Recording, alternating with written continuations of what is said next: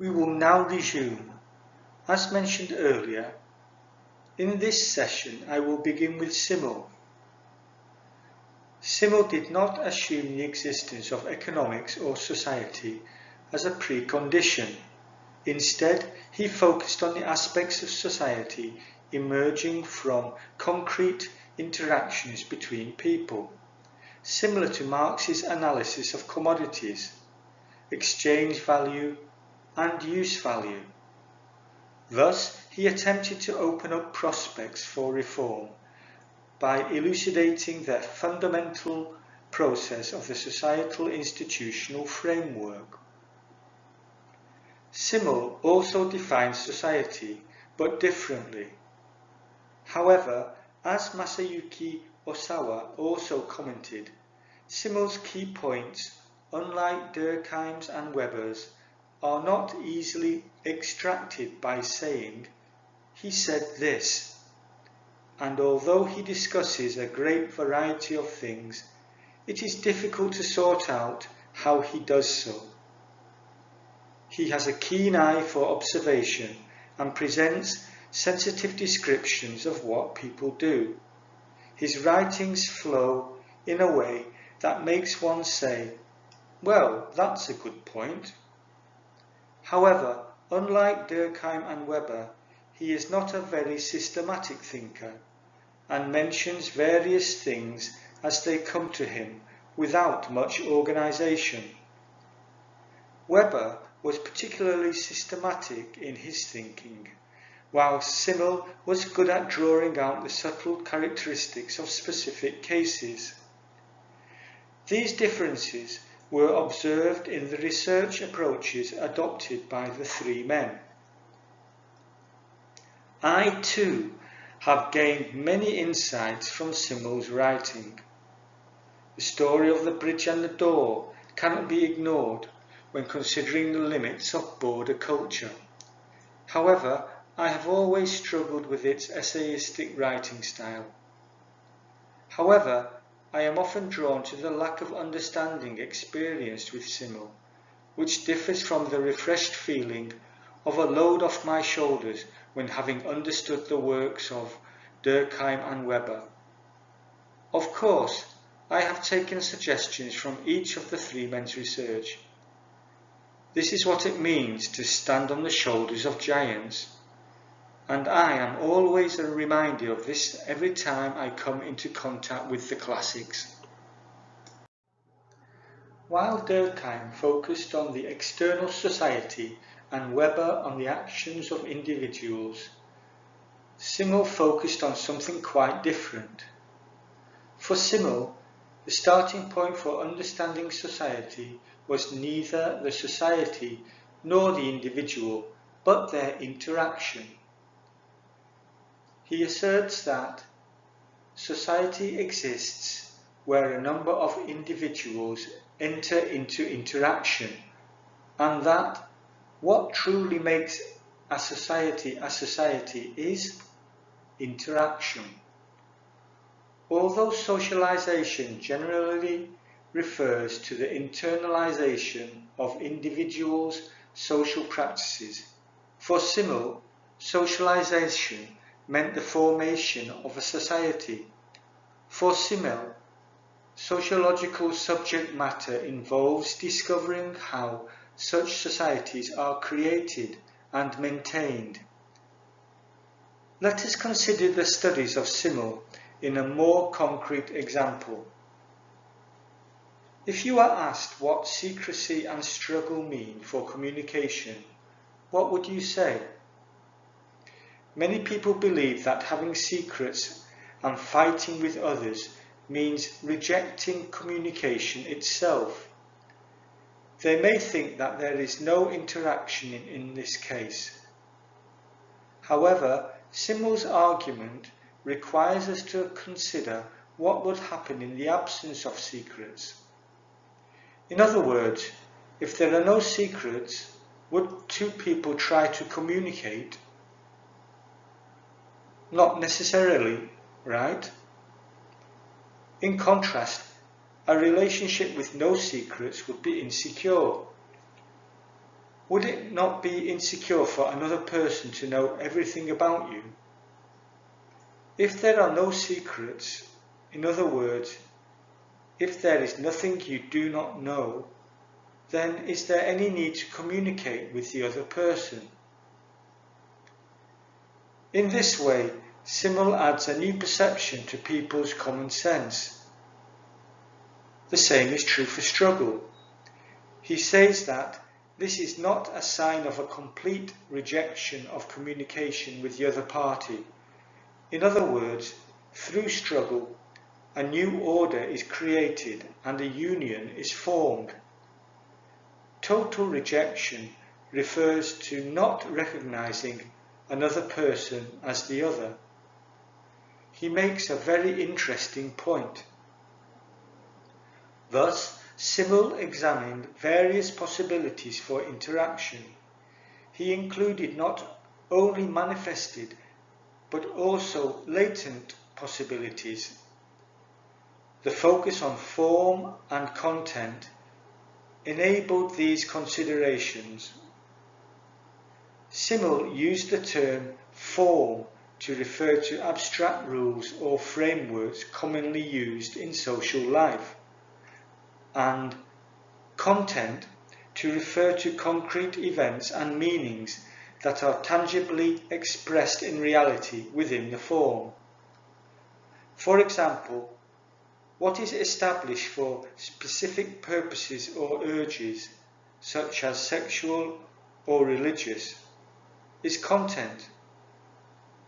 On the other hand, relationships in which individuals conflict or cooperate over a woman, God, or wealth are considered form. Although the content may differ, the form remains the same. Content and form cannot exist separately, and sociology does not arise solely from content. Rather, it is through patterns like conflict and cooperation that society takes shape. Let's look a little at Simmel's diagnosis of modernization. In his book, Social Differentiation, he attempts to understand European modernization. What did Simmel derive from Marx's identification of the poverty and depression of workers caused by capitalism, Durkheim's identification of egoism and anomie caused by the division of labour, and Weber's identification of the loss of freedom and meaning caused by asceticism and rationalization? Simmel's work focuses on the expansion of groups, the development of individuality, and the intersection of social spheres as a consequence of social differentiation in which society is divided into various parts. Before considering this, let us take a moment to review the position of the individual in Simmel's sociology. We have just introduced what Simmel refers to as socialization. How is the individual positioned in Simmel's sociology? For Simmel, the individual is not a complete unit, but rather a variety of factors and products that he sees as the intersection of multitudinous social threads. Simmel likens society to a textile, saying that individuals arise at the intersections of threads and that society itself is also woven by these threads. Through the expansion of groups, the development of individuality, and the intersection of social spheres, Simmel concluded that modernization makes individuals unique. Compared to Marx, Durkheim and Weber, this may seem overly optimistic. Simmel argued that when a group is small, the members will work towards the same goal and will be similar people. However, as the group develops and expands, differentiation within the group progresses and the differences between individuals increase. Thus, individuals become more individualistic. The intersection of social spheres, on the other hand, is one of the key words often discussed in Simmel's sociology. This implies that as social differentiation progresses, an increasing number of groups emerge. The term group here does not refer only to formal organisations, but also to gatherings or groups such as clubs, enthusiasts, and so on. In other words, the number of groups to which a person belongs increases rapidly. In other words, an individual becomes increasingly individualistic the more groups they belong to, and undergoes transformation at the intersections of many social spheres. The same person can belong to various spheres at the same time and occupy completely different relative positions within each sphere. Further, the individuality created by the combination of these spheres can increase infinitely. What do you think of Simmel's research? Compared to other scholars, you may find it too optimistic and difficult to interpret. This is precisely what makes Simmel's work interesting. In other words, he was willing to approach a single social phenomenon from various perspectives, including ambivalence and polysemy. In this vein, I would like to introduce a short essay titled Bridge and Door. Bridge and Door was first published in 1957 and included in a collection of essays compiled after Simmel's death. If you were given the two subjects, bridges and doors, what would you discuss? If you are unfamiliar with Simmel's essays, this is a daunting task. I think this will give you an idea of how great Simmel is. This is a bit long, but I will introduce the first part of the essay. He writes as follows. The image of external things possesses for us the ambiguous dimension that in external nature everything can be considered to be connected, but also separated. Only to humanity, in contrast to nature, has the right to connect and separate been granted. By choosing two items from the undisturbed store of natural things in order to designate them as separate, we have already related them to one another in our consciousness. We have emphasized these two together against whatever lies between them. And conversely, we can only sense those to be related which we have previously somehow isolated from one another. Things must first be separated from one another in order to be together. Practically, as well as logically, it would be meaningless to connect that which was not separated, and indeed that which also remains separated in some sense.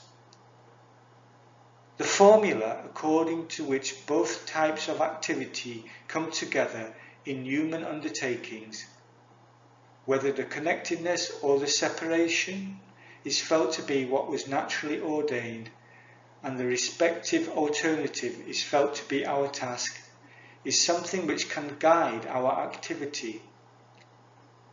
In the immediate as well as the symbolic sense, in the physical as well as in the intellectual sense, we are at any moment those who separate the connected or connect the separate. How do you feel when you hear this passage? If you were given an assignment to discuss the connection and separation of a certain event, how would you go about it? Most researchers focus on either the connection or separation aspects of events. Of course, there are those who will try to develop arguments on both sides. However, what lies behind this way of thinking is the dichotomous stereotype of connection or separation. In this essay, Simmel discusses the bridges between riverbanks, the paths, roads between places, and the doors and windows of buildings. Where would Durkheim's or Weber's focus lie regarding these social phenomena?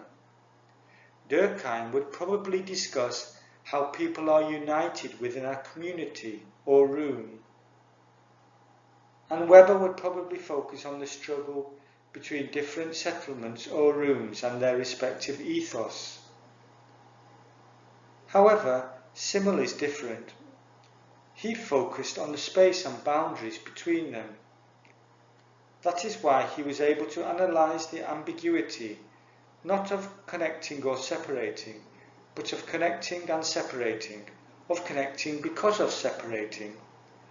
This connection and separation is the form that he refers to, and he says that we can discover from every event the dual situation of the boundary of connecting and separating and connecting. An argument based on these ideas can be found in Simmel's essay. At the end of the essay, he concludes that man is not only a being that connects things, but also a being that cannot be without separation, and a being that cannot connect without separation. Man is a bounded being with no boundaries, confirmed by Simmel, who also writes that the human being is likewise the bordering creature who has no border. Considering that modern society is a world full of boundaries, we can understand the importance of Simmel's perspectives. I will not go any further into the subject here. I look forward to discussing it with you all in another lecture when the opportunity arises. We have covered the period up to the establishment of sociology. In particular, we have looked at each study in light of the lives of three major luminaries. Let me summarise briefly. As previously mentioned, the idea of sociology can be said to have been born from the research conducted during this period. And what is that? First, it is to focus on the meanings and collective consciousness that individuals subjectively hold. Second, to analyse the interactions of people and the structural laws of society as a method. And third, to be involved in the improvement and change of society as a whole, including its relationship with politics and the economy. Weber's methodological individualism takes the actions and inner life of individuals as the starting point when considering society. Durkheim's methodological collectivism considers society a unique entity that cannot be reduced to individuals and takes society as a whole as the starting point for consideration. And Simmel's methodological relationalism takes neither society nor individuals as unique entities in itself and sees the existence of society in the relationships and interactions between individuals. However, even if there is a difference in whether the starting point is society, the individual, or the interaction between individuals, there is no difference in the above three attempts. Weber's research method is generally called sociology of understanding, Durkheim's sociological positivism, and Simmel's formal sociology.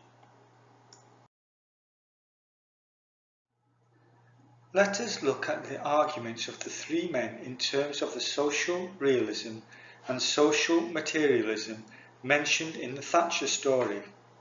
From what you have heard thus far, can you guess the position each of the three men would take? For example, what is Durkheim's position? Durkheim's case is relatively easy to understand. He assumes the position of social realism and materialism. He explains society by citing its externality, constraining nature, and generality. Externality is something that has pre-existence, antecedents, such as language or money, because it existed before the individual was born, and permanence, continuity, in the sense that it is inherited even after the individual dies.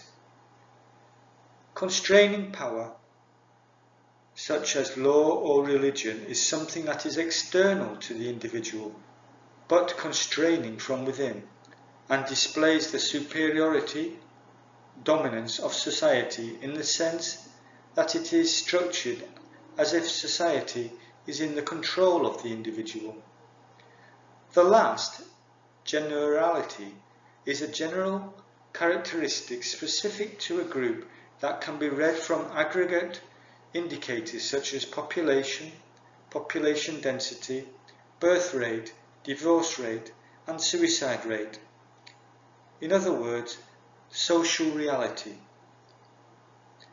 Durkheim's position becomes even clearer if you recall that he defined social reality as a mode of behaviour and thought shared by a group that exists outside the individual and yet constrains the individual. What about Weber? Weber attempts an interpretation rooted in individual action. What then is society in his view? It is social materialism. In other words, he considers society from the perspective of the individual and believes that the accumulation of individual decision-making forms society. Weber's sociology of understanding is precisely this, to explain social phenomena. It is not enough to grasp external causal relationships, rather it begins by questioning the meaning and motives of the actors. What about the last, Simmel? As previously explained, Simmel focused on interactions and forms, not solely on societies or individuals as clues. So, which side does this perspective lean towards? Actually, Simmel criticises both sides. He attempts to overcome this by criticising both social materialism, which holds that only individuals are real, and social realism, which regards society as a reality that cannot be reduced to individuals. For Simmel, the difference between the two is ultimately one of distance. In other words, the difference lies in whether we look at things from up close or from afar when making observations and judgments. When you look at it from up close, you see the individual, and when you look at it from far away, you see society. This story becomes easier to understand if we keep in mind how one sees the trees and the forest. If you look closely at a tree, all you see is the tree. Unless one looks at the trees from a considerable distance and from a high vantage point, one cannot see the forest. Thus, Simmel pointed out the difference between the two, and, to overcome it, developed his research by focusing on mutual action and form. As is clear from the difference between Durkheim and Weber, the debate between social realism and materialism revolves around the question of society, or the individual. These questions have long been debated in sociology. If you are asked whether society or the individual came first, what would be your answer? It is very difficult. It is like asking whether the chicken or the egg came first. However, in the preface to Beck's book, Individualization, Institutionalized Individualism and its Social and Political Consequences, Zygmunt Bauman argues that these conundrums have already been solved by Norbert Elias, who replaced the individual versus society with the individual in a reciprocal relationship with society, whereby society shapes the individuality of its members and the individuals form society out of their life actions. This is how the discipline of sociology was born and began to gain acceptance in Europe. When I spoke about the three major personalities of the formative years of sociology, I had in mind the partial questions of sociology, the relationship between individuals and between the individual and society. I am sure you are already aware of this. In fact, saying that there are as many sociologies as there are sociologists is a misunderstanding. As I have mentioned many times, this is the phase where the idea of sociology is being established. If you listen to what I am about to tell you about sociology in the United States, you may understand it better. However, if we slightly modify the statement that there are as many sociologies as there are sociologists, it also becomes accurate. I will touch on this issue a little later. Let us now discuss sociology in the United States. Sociology courses in American universities existed earlier than those in Europe. Although Durkheim established a course in sociology at the University of Bordeaux in 1887, in the United States, a course called Sociology was established at Yale University in 1873 and was taught by William Graham Sumner. Other courses were also established, including a sociology department at the University of Kansas in 1889 and at the University of Chicago in 1892. Sociology was created to suit the regional circumstances in the United States. Of course, this was influenced by European sociology. However, early American sociology was influenced more by Spencer, Comte and Simmel than by Durkheim, Weber and Marx. Sumner's book, Folkways, a study of mores, manners, customs and morals, may be best understood as an example. Sumner was also the leading exponent of Spencer's social Darwinism in the United States. He relied on the principle of the survival of the fittest, defended human aggression and competition, and opposed government intervention. This evolutionary approach was extremely influential in the early days of American sociology, as was the first president of the American Sociological Association in 1906, Lester Ward's belief that humanity would evolve from a simple, morally inferior, uncivilized society to a complex modern society with increased happiness and freedom. Sumner was the second president of the American Sociological Association. Early American sociology attempted to explain American society by employing ideas of social evolution, competition, and the principle of the survival of the fittest. It believed that a moral code upheld by the superior class would be emulated by the inferior classes, thereby establishing a sense of order. It was not until the Chicago School emerged that American sociology began to take off in earnest and diversify. It is difficult to go into detail, but we will briefly review this here. The Chicago School was born out of the rapid growth of the city of Chicago, which transformed from a rural town of 4,500 in 1840 to an emerging Midwestern metropolis of 100,000 in 1860, 1.7 million in 1900 and 2.7 million in 1920. Needless to say, the economy grew as well. As an aside, I majored in trade and tourism, in business administration as an undergraduate, and wrote my graduation thesis on the academic history of marketing. Chicago is also the birthplace of marketing. As the frontier of the United States opened, the need arose to develop a market to sell products, and the academic discipline of marketing emerged. Chicago's growth can be observed in this story. The University of Chicago was founded by Rockefeller, a wealthy oil owner, as part of his social project. Albion Small, then president of Colby College, was invited to establish the Department of Sociology. Small was a scholar returning from study in Germany with strong theoretical interests.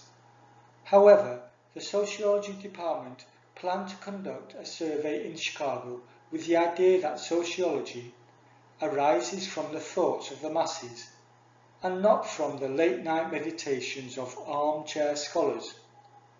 Of course, many immigrants had settled in Chicago, and riots, strikes and crime were common.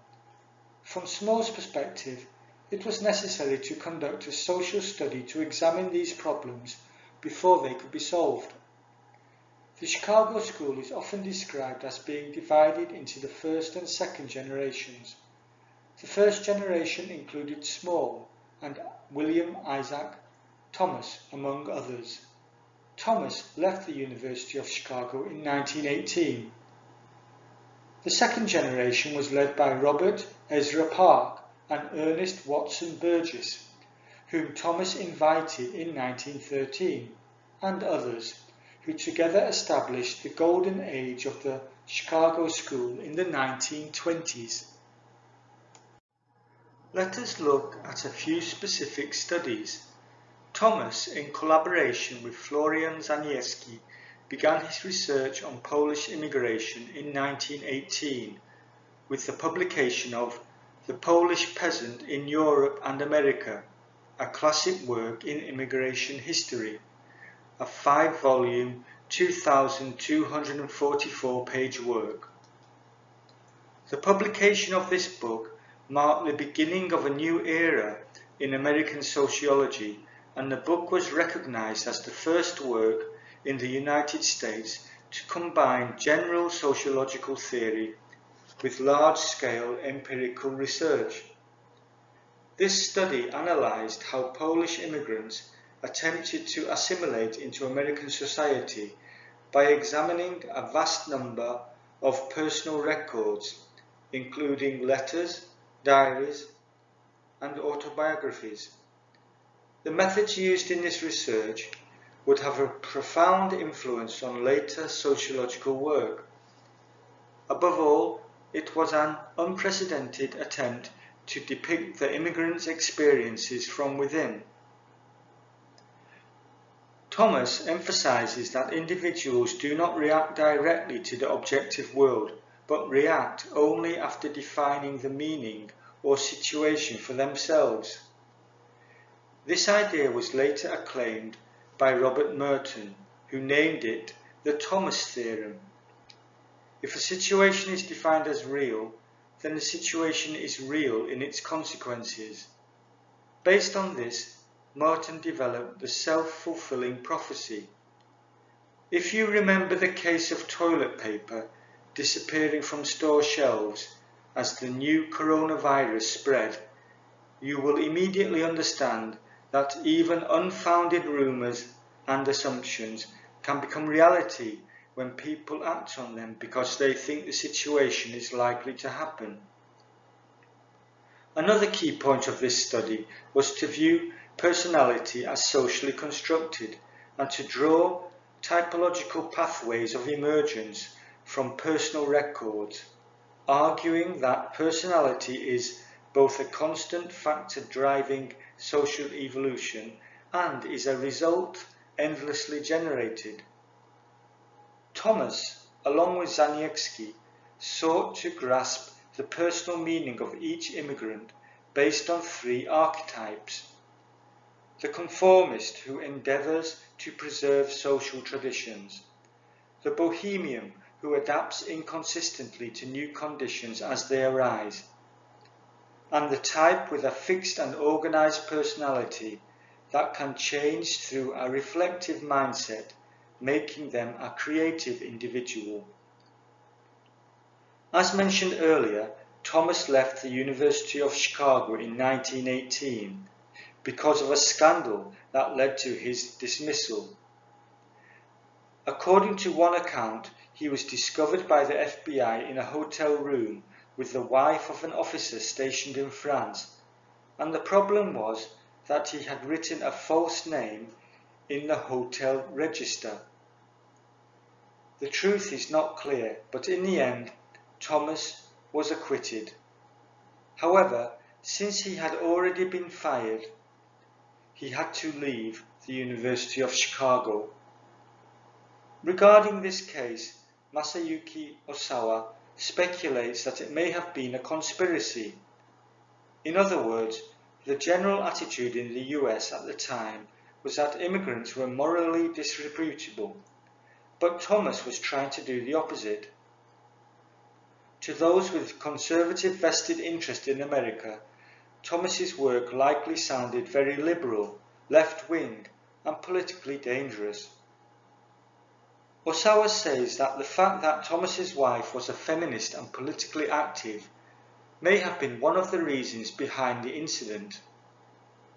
In any case, Robert Ezra Park led sociology at the University of Chicago after Thomas left.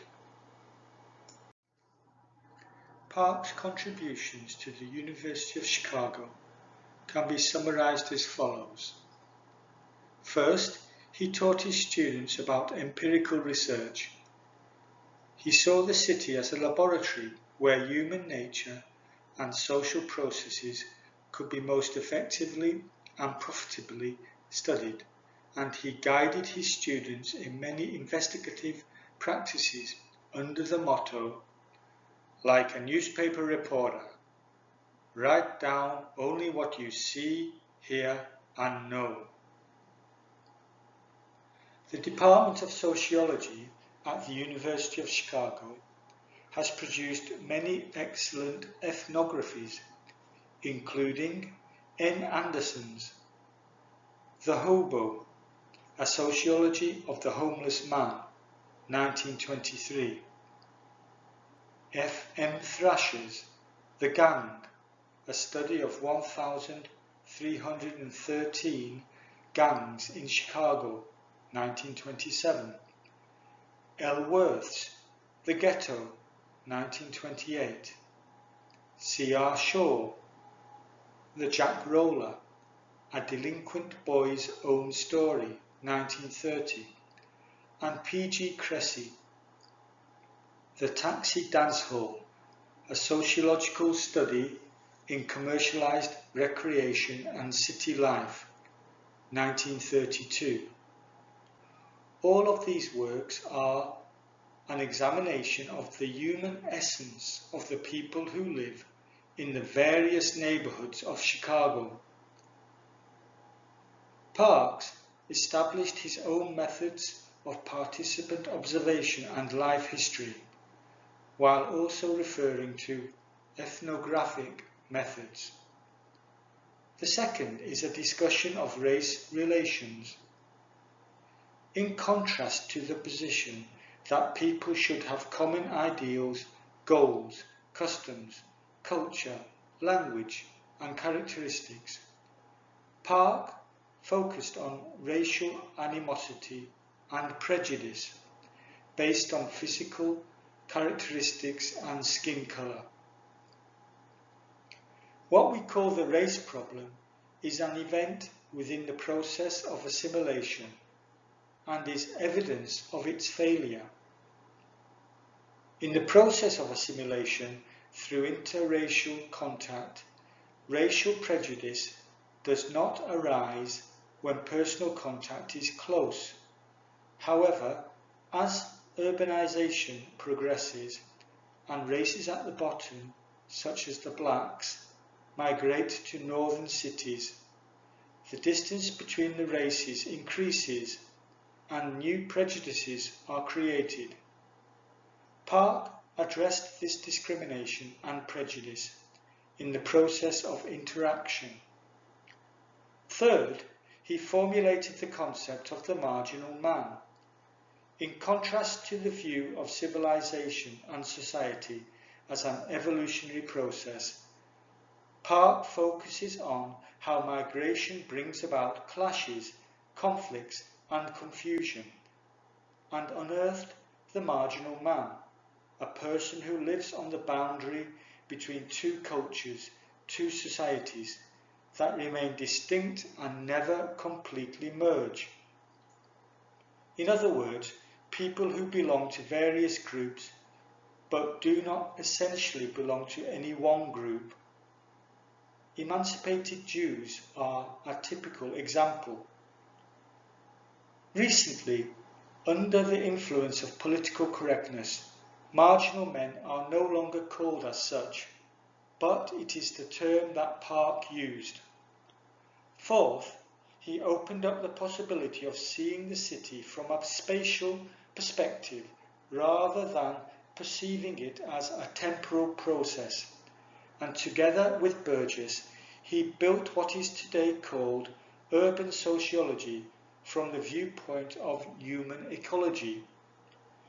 He is famous for his development of the concentric circle theory, in which the development of a city determines the distribution of space, as if drawing concentric circles from a single centre. The concentric circles model refers to the formation of a central business district in the centre of a city, which is surrounded by unsafe neighbourhoods, such as rental apartments for single people and slums where immigrants live. Outside the central business district, a residential area for workers who have fled the central business district but still want to be close to their workplaces is formed, and a residential area with luxury apartments is formed further outside the central business district. Based on this model, he attempted to understand the organisation and disorganisation of the process of urban expansion, as well as disease, crime and suicide. George Herbert Mead, a social psychologist at the University of Chicago at the time, is also part of the school's history, but I will omit him for now. In any case, the golden age of the Chicago School in the US led to the establishment of a sociology that differed from European or American sociology. Needless to say, Park's achievements were particularly significant. Incidentally, of the three major players of the sociological establishment that we have mentioned, Durkheim, Weber and Simmel, whose influence on the Chicago School do you think was the strongest? I will give you the answer later, but let us first look a little bit at Park's life. Born in Pennsylvania in 1864, Park is the same age as Weber. He majored in philosophy at the University of Michigan and started his career as a high school teacher, but soon became a newspaper reporter in search of experiencing all the joys and sorrows of the world. At age 34, he quit his 11-year newspaper career to rejoin the philosophy department at Harvard, but spent 4 years in Germany studying before finishing his doctoral dissertation. During that time, he attended Simmel's lectures in Berlin in 1900. In 1912, he met Thomas at an international conference on Negro issues, and they hit it off, with Thomas inviting him to teach at the University of Chicago in 1914 at the age of 50. Now that I have told you this much, you all know the story, don't you? That's right, Park was the most influenced by Simmel. Among others, if you ask who was the model for the marginal man, it was actually Simmel. When Park discussed the marginal man, he based his arguments on Simmel's theory of the stranger. Today, even if we are not conscious of the term Chicago School, many of us still use the research methods they established. This is also true of life history, wherein one listens to the stories of individuals. The Chicago School has provided us with many tools to use in our research whilst upholding the traditional ideas of sociology. I will set aside the topic of the Chicago School for now. By the way, apart from the Chicago School, which established many qualitative research methods, quantitative research methods were also developed and implemented in the United States, albeit somewhat later. At Columbia University was a scholar named Paul Lazarsfeld, among others, who was an exile from Vienna. I will not be mentioning many of them in this lecture, but there were many European exiles among those who were active in American academia at that time. This phenomenon is also of interest. There are studies such as Lewis Coase's Refugee Scholars in America, their impact and their experiences, which I encourage anyone interested to find and read. In this book, the influence of quantitative research at the University of Columbia is so significant that it states that the university was a model for integrating sociological theory and empirical survey research from the 1940s to the 1960s.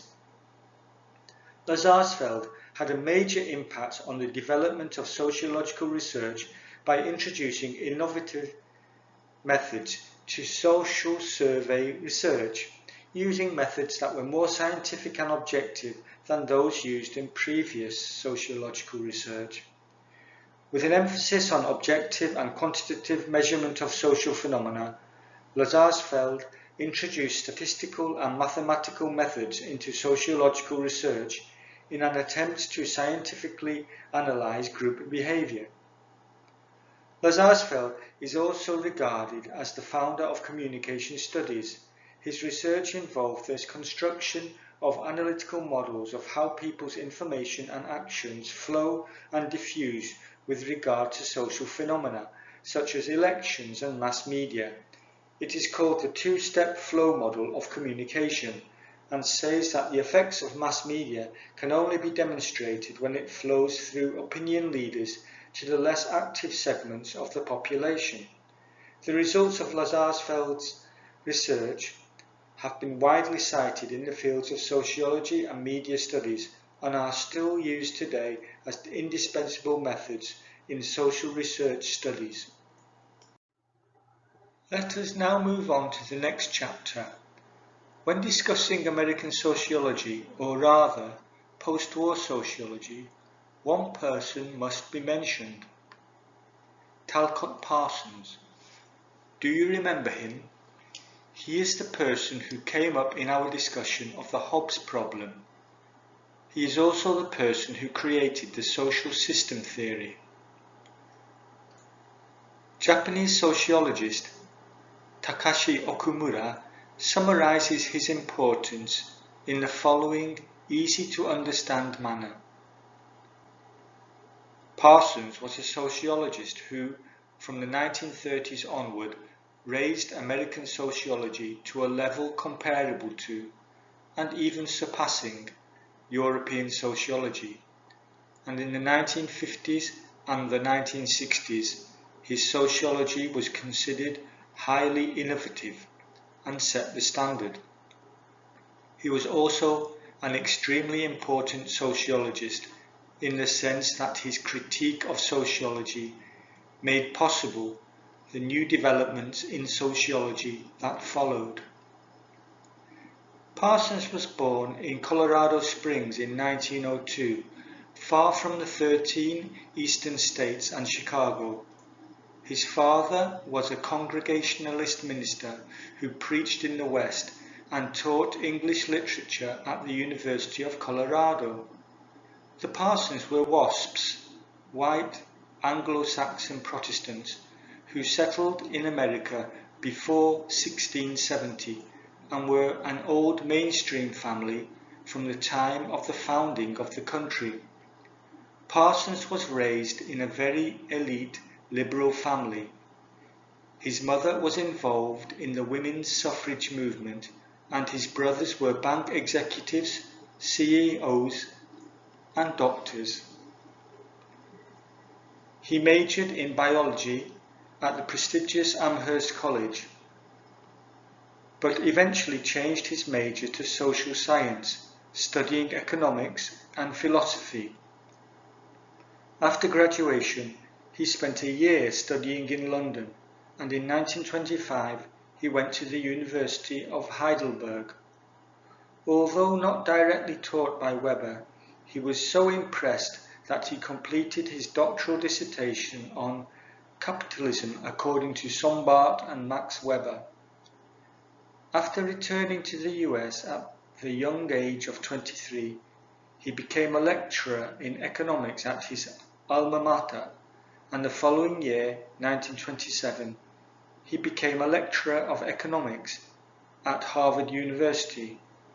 At Harvard University, he was elected head of the sociology department in 1944 and president of the American Sociological Association in 1949. In the 1970s, he developed a grand theory called a paradigm of the human condition. However, he died unexpectedly in 1979 while in Germany. Parsons was not only a scholar but also an educator. Humble, shy and methodical, he is said to have held study groups with graduate students, colleagues and sometimes natural scientists, and to have looked after young graduate students with kindness. Among his graduate students were Robert Merton, who later became a prominent sociologist, Harold Garfinkel and Nicholas Luhmann. Beyond the field of sociology, Clifford Geertz, Robert Bellah and Ezra Vogel were also under his tutelage. Of course, it can be said that it is precisely because of Harvard University that he was able to produce so many talented people. Parsons was a man so obsessed with theory that he refers to himself as an incurable theorist. It goes without saying that his writings are abstract and esoteric. I do not believe his theories can be explained adequately in the time available in this class. To broadly summarize his contributions, one is the voluntaristic theory of action, and the other is agile, as a functional requirement in social systems. With the latter, in particular, he tried to identify the conditions for solving the Hobbesian problem, that is, creating a better social order and putting it into practice. The voluntaristic theory of action is proposed based on the arguments of four people: economists Alfred Marshall and Wilfredo Pareto, and sociologists Durkheim and Weber. Voluntarism emphasizes human agency and choices made through free will. The focus of voluntaristic action theory is how to incorporate the active aspect of human agency, subjectivity, or free will into its framework. Second, agile was derived through structure-function analysis. Briefly, agile was developed by describing the structure of a social system, focusing on what functional requirements the structure fulfills and identifying the functional requirements necessary for the system to be maintained when the structure is explained. Structure-function analysis is an application from the functionalism of anthropology. Without going into the process leading up to it, let us now just review AGIL. AGIL is an acronym for the functions necessary to maintain a social system. If any of these functions are not fulfilled, the social system will suffer a serious blow. These four functions are: A is adaptation, a function necessary for a social system to adapt to its environment. G is goal, attainment, the function for aligning the goals of individuals and groups within a social system so that they are consistent. I is integration, a function to coordinate the behaviour and values of individuals and groups within a social system and to integrate them as a whole. And L is latency, pattern maintenance, a function necessary to maintain the social system. Specifically, it includes the norms, ethics, and cultural frameworks within a social system. Thus, while AGIL indicates the elements necessary for a social system to function, it also addresses the need to consider the individuals and groups that constitute the social system, as well as the interaction between the social system and the environment. Although the process of reaching this point was not without problems, AGIL has been recognized as a theoretical framework for social systems that has a certain usefulness in contemporary sociology. The amazing thing about Parsons and his research is that he was instrumental in training his successors. While Merton and Luhmann critically inherited their theories, Garfinkel launched a new sociology called ethnomethodology from a completely different perspective. While studying under Parsons, he was attracted to Schutz and others' concept of meaning in sociology and developed his own method.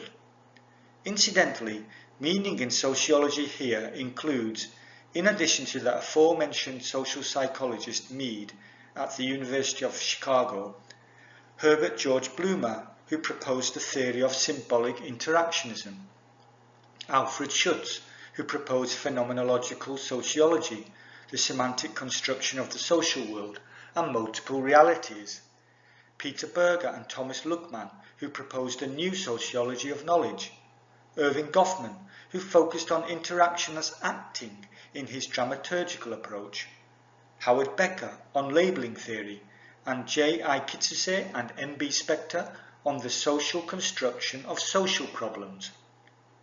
Let us review Garfinkel's ethnomethodology briefly. Ethno generally refers to ethnic groups, but Garfinkel uses it broadly to refer to the general public. The two words together mean what methods ordinary people use, or what people use on a daily basis in the societal realm. Garfinkel first used this term in the 1960s. It was established in the course of his research on the deliberation process of jurors. Although it is generally assumed that juries deliberate according to the law, microscopic and rigorous observation reveals that this was never the case.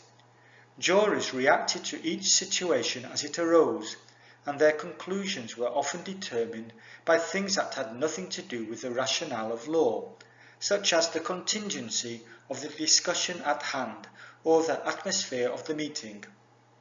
However, when the jurors have completed their duty, they believe that they have reached their conclusions based solely on the rationality of the law.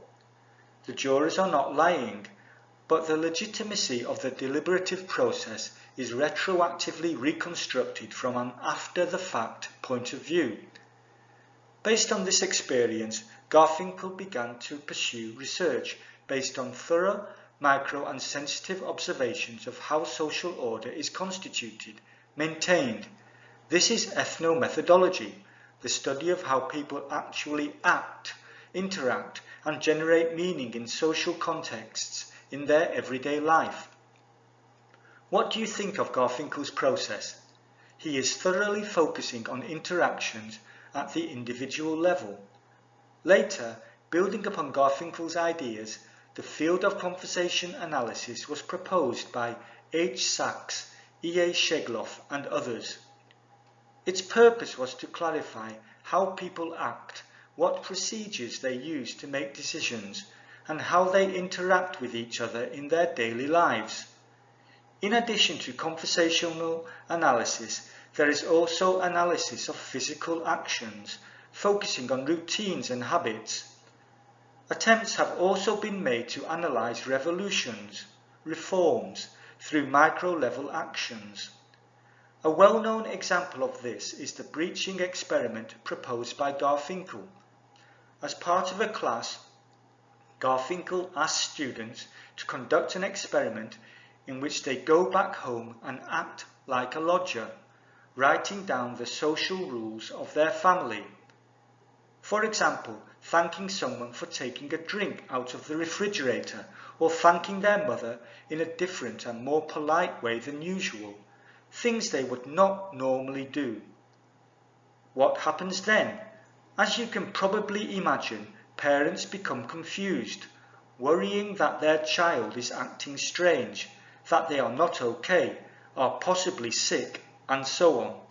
Of course, there may be cases in which this is not the case. In this way, we can get a glimpse of the family relationships and the order and rules of behaviour within the family. This can be applied to various situations. In other words, the breaching experiment highlights the unconscious methods we use by deliberately going against the expectations of others. I have been talking exclusively about academic history, but I would like to consider a concrete example here. Let us consider a narrow street that is just wide enough for two bicycles to pass, but with little room to spare. Of course, the street could be a little wider. Picture two bicycles approaching each other. What would you do if you were riding one of the bicycles? Of course, no one would willingly collide with the other person, or make no effort to avoid them. So, how can we avoid a collision? Remember double contingency that we discussed previously when we were talking about Hobbes? What would happen then? In other words, you anticipate that the other person will stay to the right and you will stay to the left. You perform the action thinking that if you do so, you will not collide with the other person. If you go as expected, you will be able to pass without problem. This represents the complementarity of role expectations. However, if your expectations are off the mark, you will end up colliding. Therefore, what can we do to avoid this? We can make a traffic rule. Make a rule of driving on the left and teach it to each individual. That way, compliance can be expected. This involves institutionalization and institutional integration. To further instill institutional integration, socialization learning should be strengthened. However, if for some reason this socialization doesn't go well and an accident occurs, what happens next? Do the police handle the accident? If necessary, an ambulance must also be called. Of course, if it were a bicycle, there might not be such a need. If necessary, there is a possibility that penalties will be imposed to prevent the accident from happening again. If unfortunately you are injured and become disabled, you will be taken care of by the welfare system. These all constitute social control. What do you feel regarding this example? Parsons believed that this is how order could be created. In fact, if you think about how society works, it makes sense. If we break Parsons' notion down, his theory of social systems says that there are a number of systems in society, such as the political system, economic system, legal system, educational system, medical system, and welfare system, and that if these systems function well, social order is established. This is a well-developed concept. Underlying Parsons' argument is the idea that social order can be established because actors have a value orientation, that is, common cultural values and norms that are internalized by actors and institutionalized within the social system. In other words, it assumes that people act in accordance with common cultural values and norms. However, are human beings really that well constructed? In fact, the very image of human beings in Parsons' argument has been criticized. For example, the image of the overly socialized person, the person with impaired judgment, and so on. As mentioned earlier, criticism of Parsons' sociology made possible the new developments that followed. Garfinkel, a student of Parsons, said Parsons was a person with impaired judgment. Other theories that criticize Parsons include Pierre Bourdieu's theory of habitus, which criticizes structuralist sociology, and Luhmann's autopoietic system, which substitutes action for communication. Now, let us go further into the question of the number of sociologists. Based on what we have said thus far regarding sociology in the United States, one might think that this kind of terminology is correct because of its diversity. However, these were created by inheriting three patterns from the period of sociological establishment in Europe. They are by no means new. As in Europe, although critically inheriting Marx, sociological theory and research methods were refined based on Simmel, Weber and Durkheim's ideas. However, with a little rearrangement, this statement can also be correct. How? What if we say that there are as many types of sociology as there are people? Would this not be correct if we consider it in light of Garfinkel's argument? Sociologists approach society using particular methods, whereas other people, non-sociologists, approach it in their own way. This is their individual way of facing society, and although they feel some force binding them, they define the situation and react to it in their own way of living, using reactions such as concurrence or resistance. In a sense, these are also types of sociology. It can be said that there is a difference between an expert and an amateur. But the qualitative importance of this difference is not so important. Since we are nearing the end of our informal gathering, we have stopped at introducing only the names of the participants from earlier. Since we do not have much time left, let me mention a few more people that I think are important to sociology.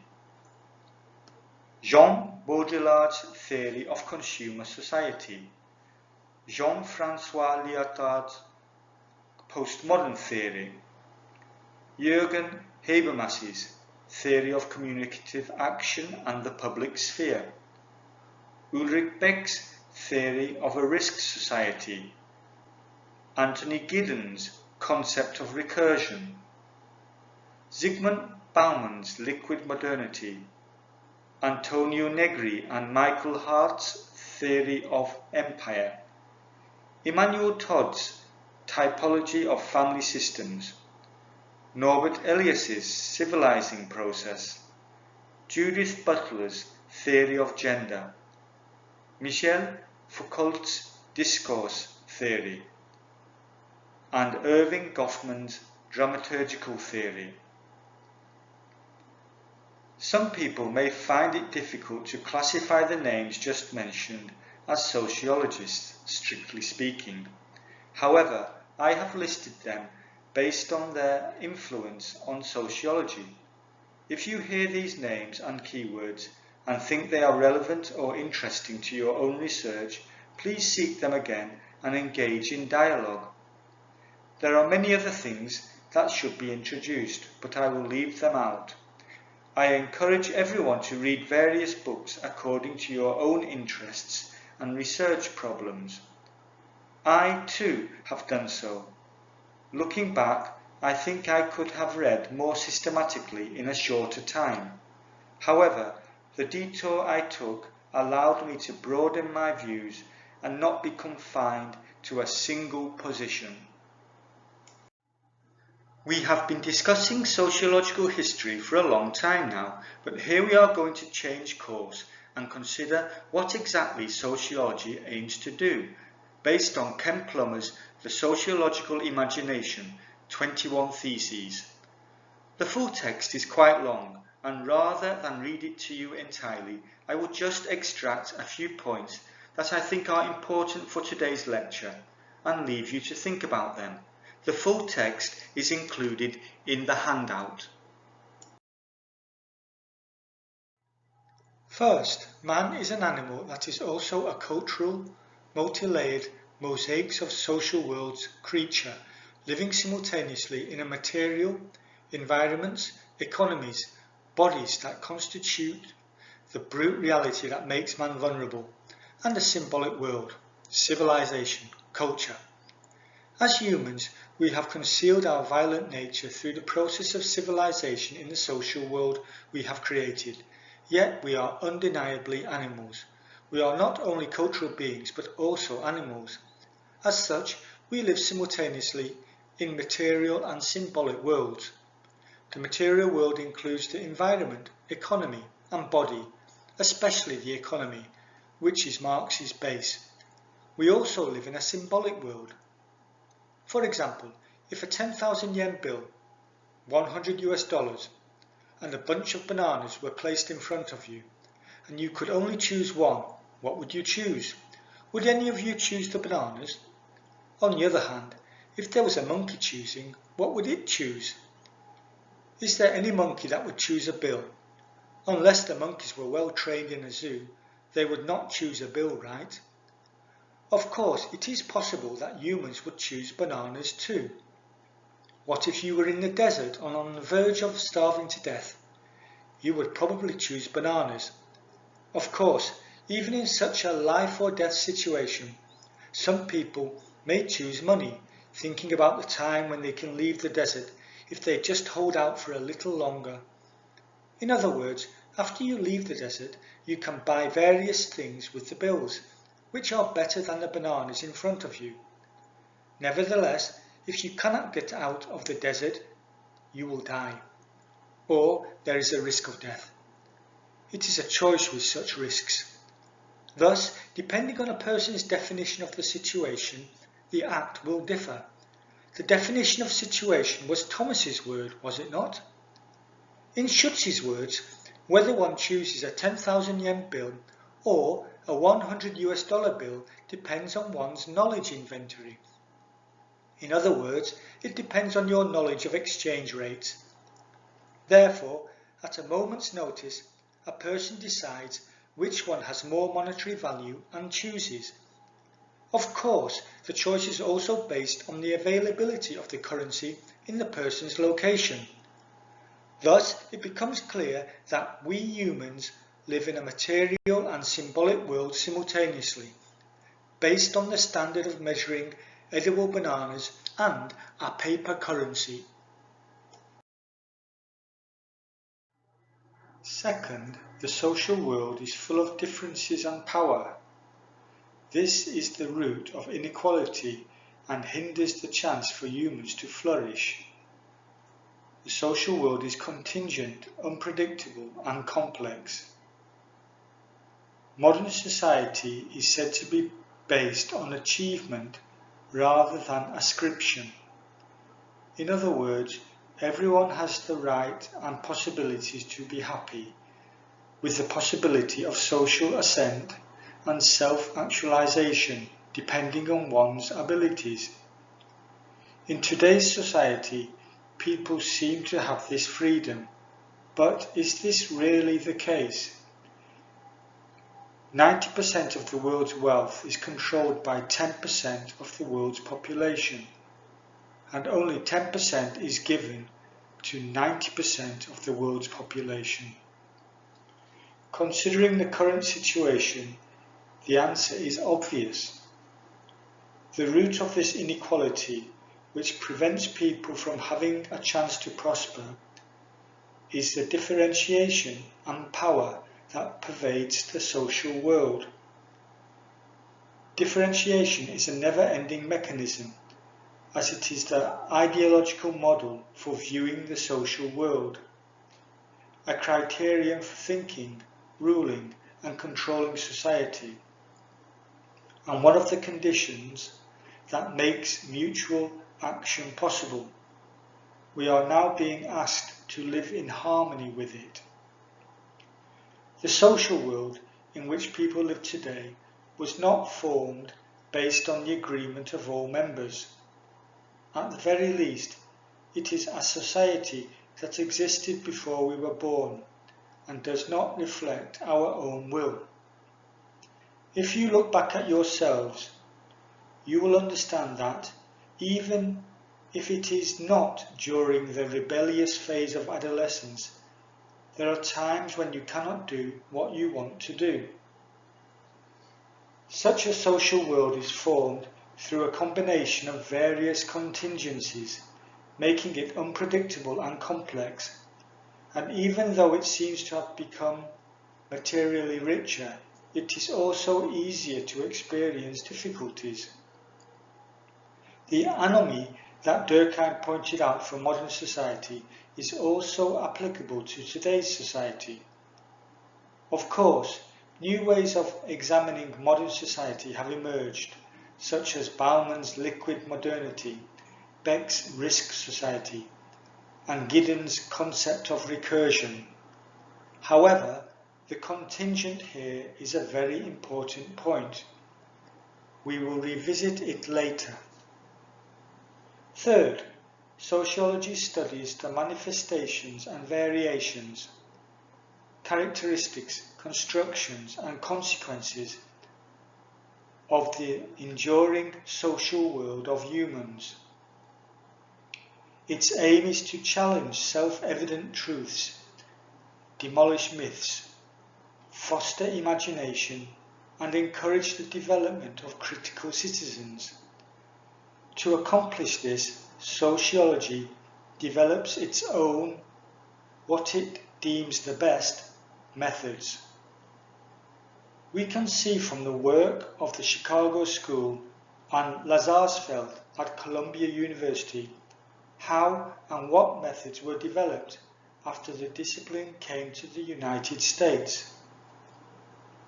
The development of these social research methods was based on Comte's idea of sociology as an empirical science. That is, it is not a super-empirical one, such as the will of God or chosen reason, but a recognition that the causes of a social event are all present in the social events that preceded it. As in the case of Europe, sociology in the United States emerged during a period of social upheaval. Behind this emergence was a questioning of the previous system and social conventions. Therefore, the goal of sociology is naturally to question the obvious, foster imagination, and encourage the development of critical citizens. The critical citizen here is not the overly socialized or judgmental person envisioned by Parsons.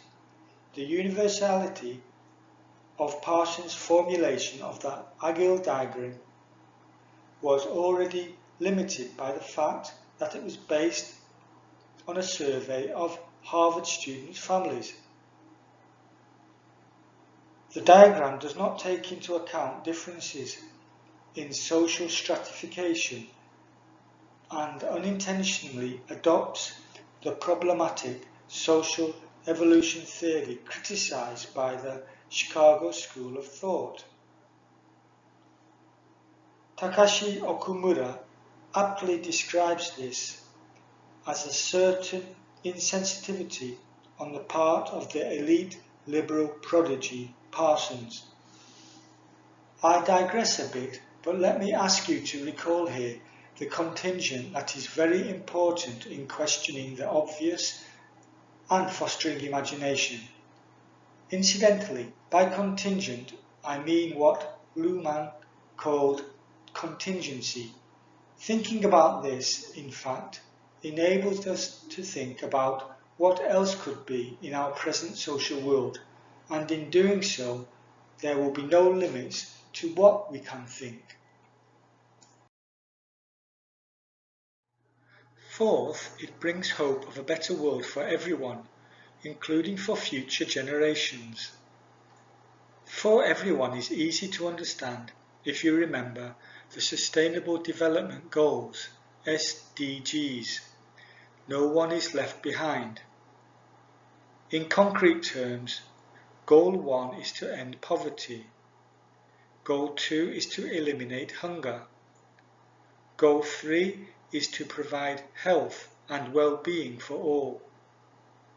Goal 4 is to provide quality education for all. Goal 5 is to achieve gender equality. Goal 6 is to provide safe water and sanitation worldwide.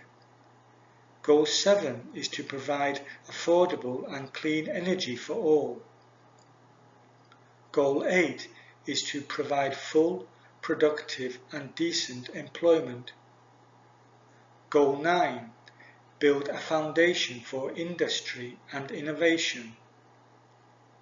Goal 10, reduce inequality among people and nations. Goal 11, create cities and communities that are sustainable. Goal 12, responsible consumption and production. Goal 13, take concrete action on climate change. Goal 14, protect life below water. Goal 15, protect land-based life.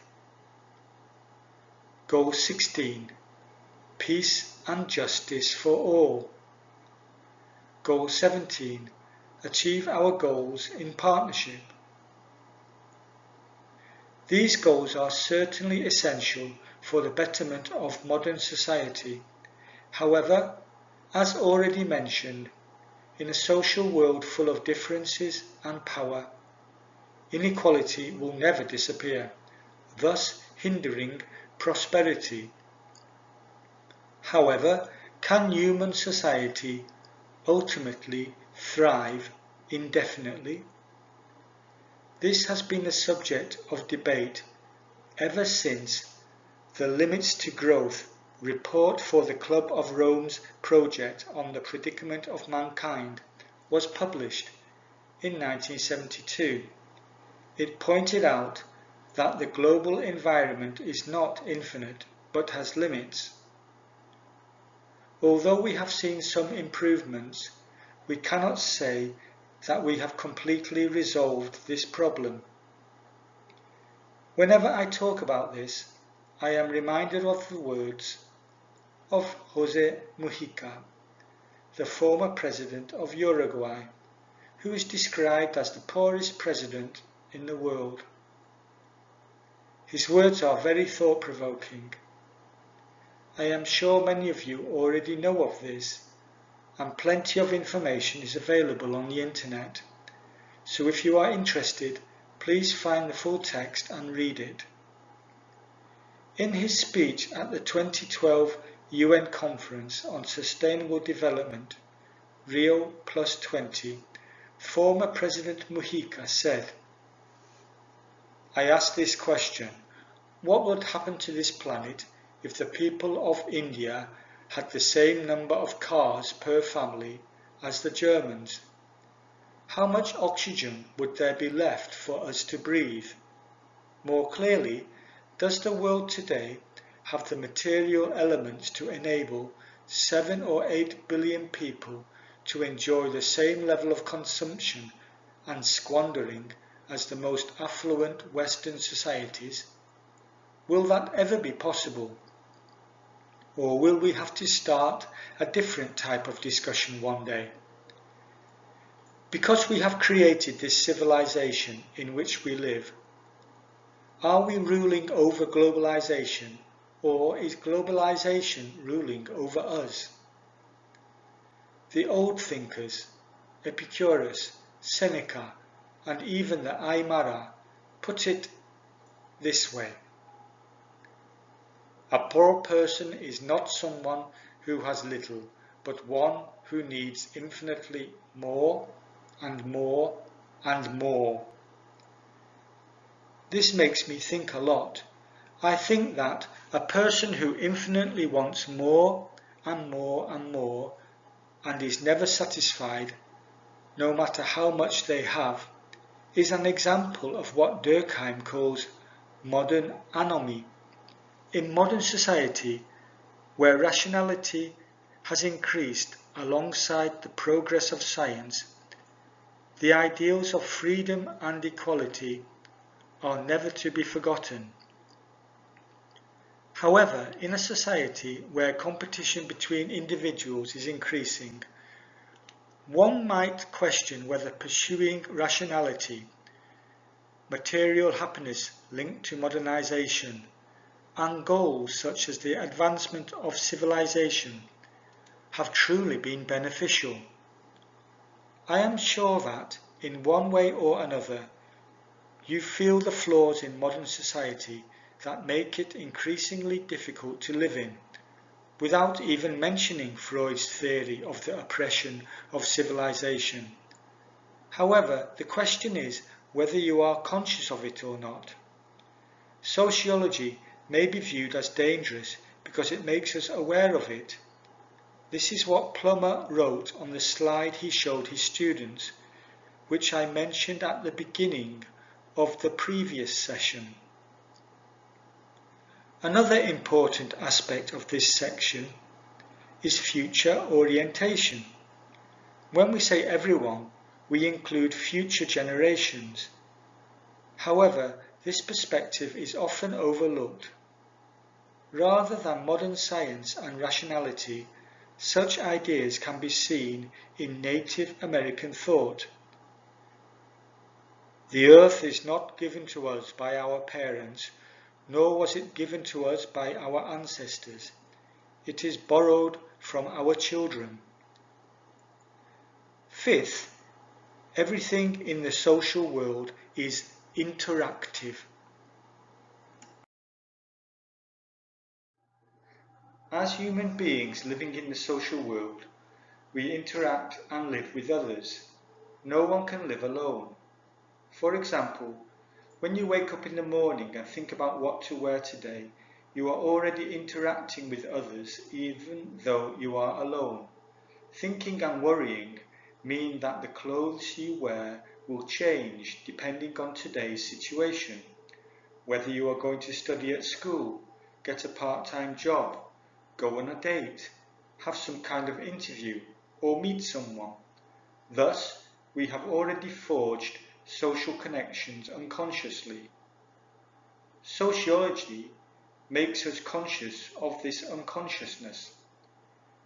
Dialogue here includes such mechanisms: communication, definition of situations, and so on, even if it is not a verbal dialogue. To continue this part of the thesis, humans are storytellers, perpetually repeating what they tell each other about life and society. All knowledge, whatever it is, operates within a social dialogue. It is always local, competing, relational knowledge. Although today's talk mainly focused on highlighting the structure, there is another view that, apart from these structures, in reality, we are living out stories. as Bauman argued, lives told and stories lived. The story of the self is not only a summary of the past, but also a vision for the future. The story is not a dream or fantasy, but is real and localized. However, if we use our sociological imagination, we can adopt a broader perspective from a contingent point of view.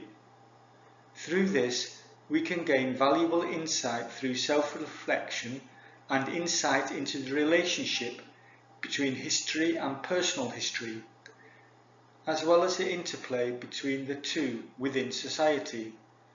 In this manner, our stories and lives are enriched. Thus, we will be able to live more actively in society than ever before. The last reference is to sociologists. It is said here that sociologists, those who engage with sociology, are investigators, thinkers, critics, educators, dialogists, critical citizens, enhancers of art and creativity, and facilitators who listen to the voiceless. I do not think that this requires any explanation. It is written not only in the sense that sociologists can fulfill various roles and functions, but also as a warning that we must not neglect our efforts to fulfill these roles. However, it is possible to replace a sociologist here with a layperson, as described by Garfinkel. In a sense, it is lay sociology.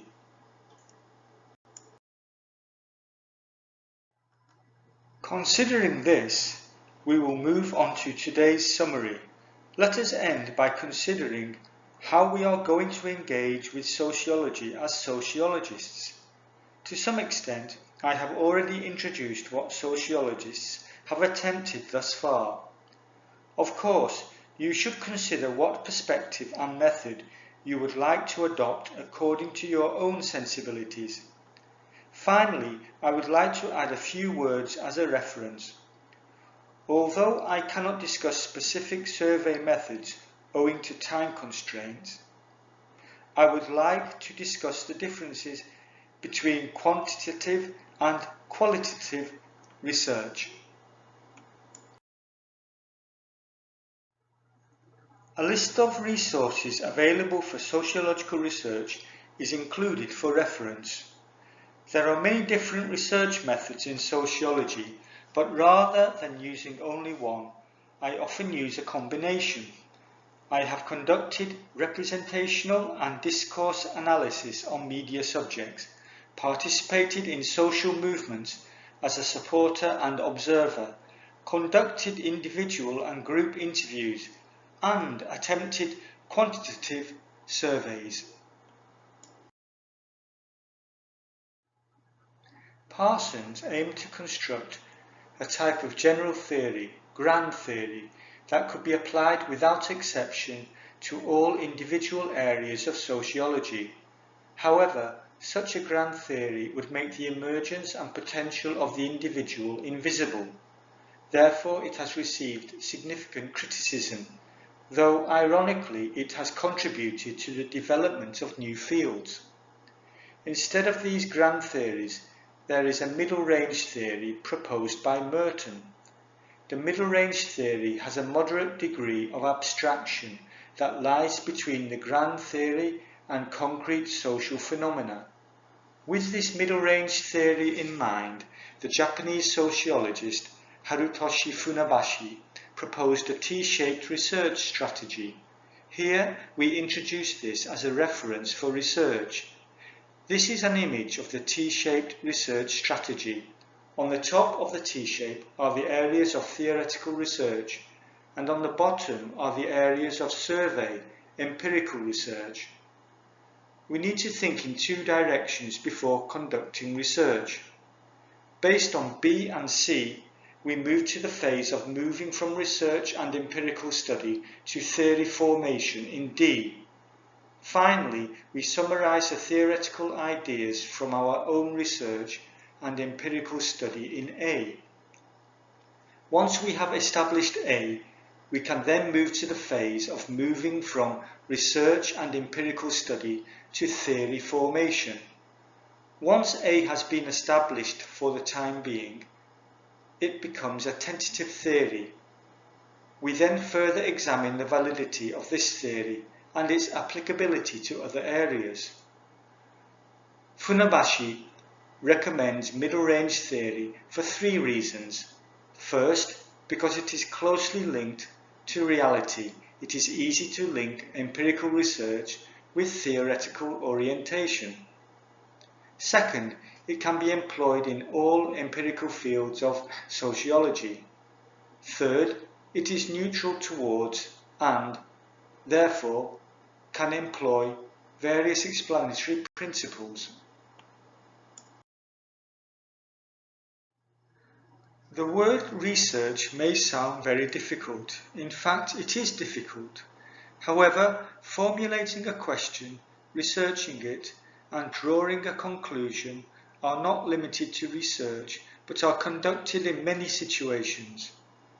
The reason it seems difficult is that it is academic, and academic significance is often questioned.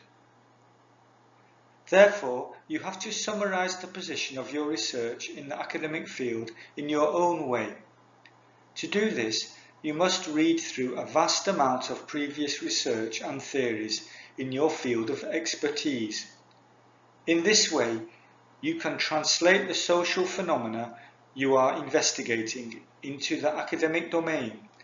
You can think of this as academic research. What is important for good research is the social phenomena at the bottom and the theory, discourse, at the top. If we consider it in the image of our T-shaped research strategy.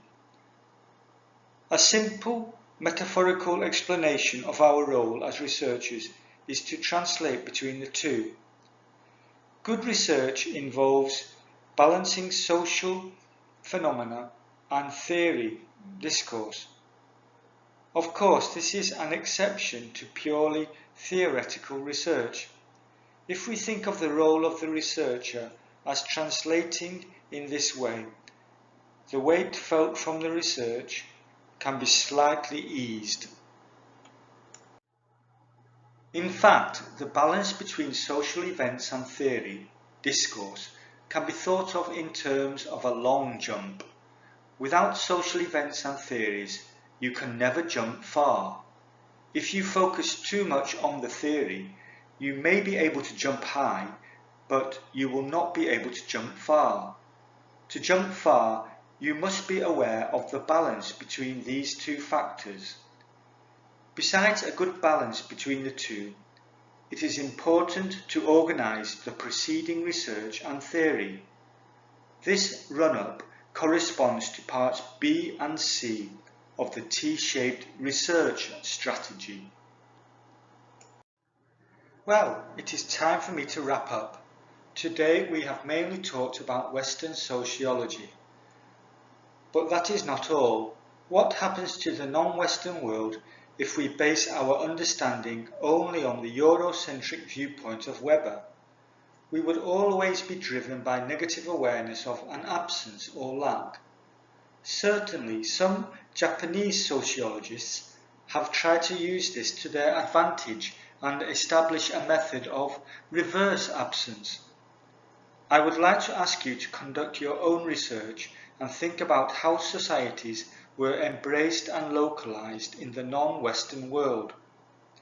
In today's class, I do not think that you have yet experienced the life-changing effect that Plummer talks about, but I am sure that by coming into contact with sociology, you have been able to sense that society is not self-evident. It has been discovered and constructed in the forms described. Based on this realization, I believe that you will be able to live more actively in society than ever before by using your sociological imagination. It would give me great pleasure to provide suggestions for your research as well. I would like to conclude by introducing two of my favourite writings. One is from Marx. Men make their own history, but they do not make it as they please. They do not make it under self-selected circumstances, but under circumstances existing already, given and transmitted from the past. The tradition of all dead generations weighs like a nightmare on the brains of the living. The other is from Keiichi Sakuta. Under sociological determinism, no matter what window dressing is applied, human beings are merely puppets determined by their environment and circumstances. No matter how many words we use to decorate the fact that human beings have agency, the task is futile. Without the application of generative logic, the word agency cannot convey any specific meaning.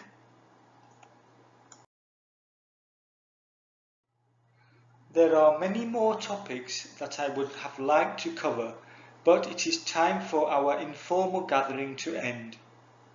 Please submit your comments by filling out the Google form.